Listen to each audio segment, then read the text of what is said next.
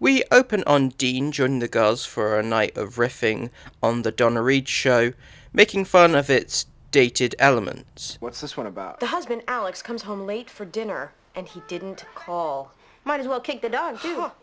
Oh, look, she's making donuts. Mother-daughter window washing. We should try that. Yeah, right after mother-daughter shock treatments. Dean is somewhat confused by the decision to watch it if they don't enjoy the show, which leads to him inadvertently revealing something very interesting about himself. But what if she likes making donuts and dinner for her family and keeping things nice for them? And I don't know, it all seems kind of nice to me.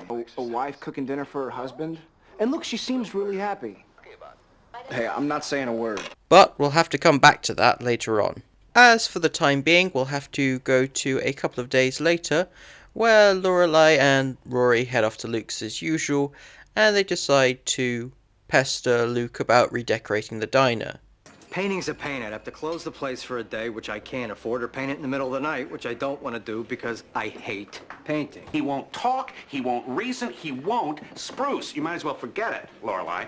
I'm forgetting it too. I'll help you. I love to paint. You do? Yes, I do. You love it? I want to marry it. You have strange passions. Reluctantly, Luke agrees. Come on, we'll drink a couple beers, we'll sing painting songs.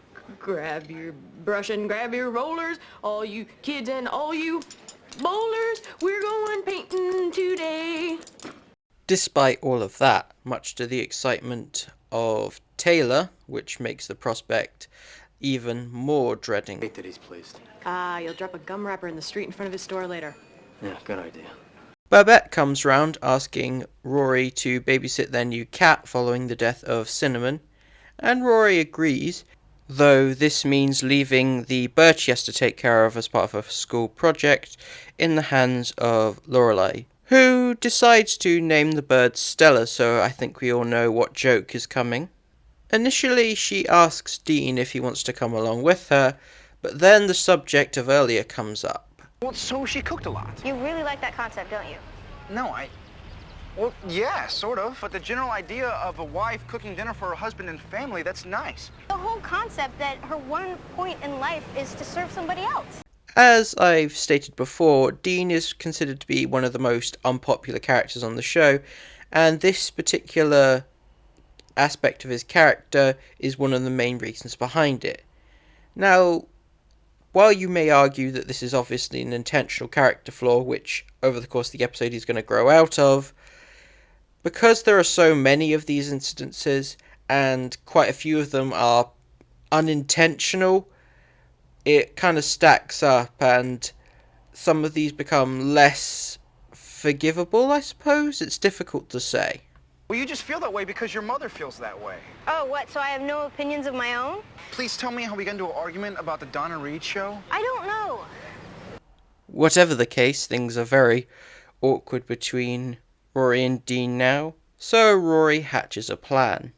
That evening, Dean arrives at Babette's, and we get probably one of the most bizarre moments in the series, which I'm going to find really difficult to explain, so bear with me.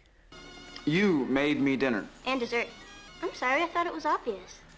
It's Donna Reed night. So, when I was initially doing my rewatch of Season 1, because I hadn't watched it in a while, when it came to this episode, and we get to this particular scene, my initial thought was that we were going to have a slightly more toned-down version of the sort of dinner scene from Why Women Kill. Basically, by Rory embarrassing herself, she makes Dean uncomfortable in order for him to learn a lesson and realise the error of his ways.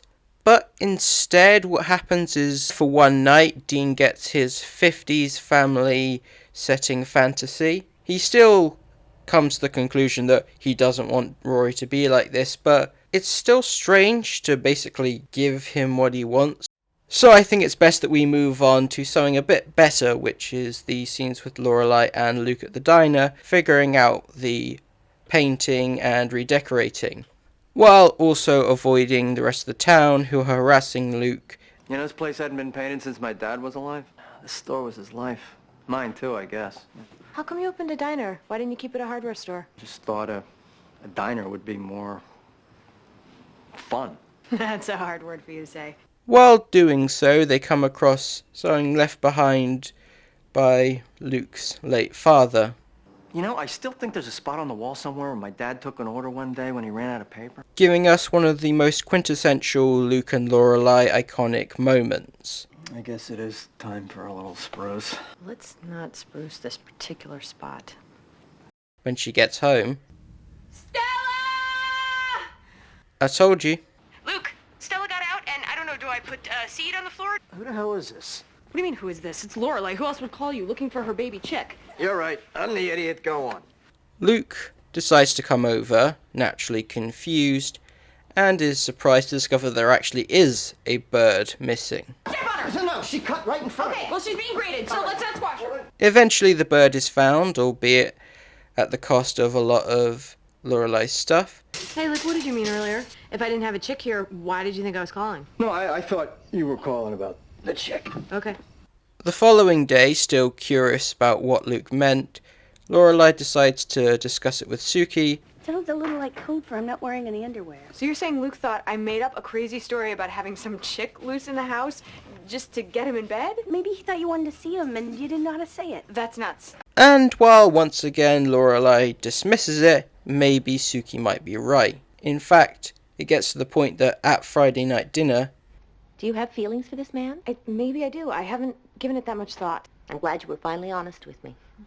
Now we can discuss what on earth you could possibly be thinking. so perhaps I spoke too soon a couple episodes back about them dropping the Luke and Lorelai relationship. I'm so excited for them to start their relationship in the next episode that I think it's about time we wrap up this one.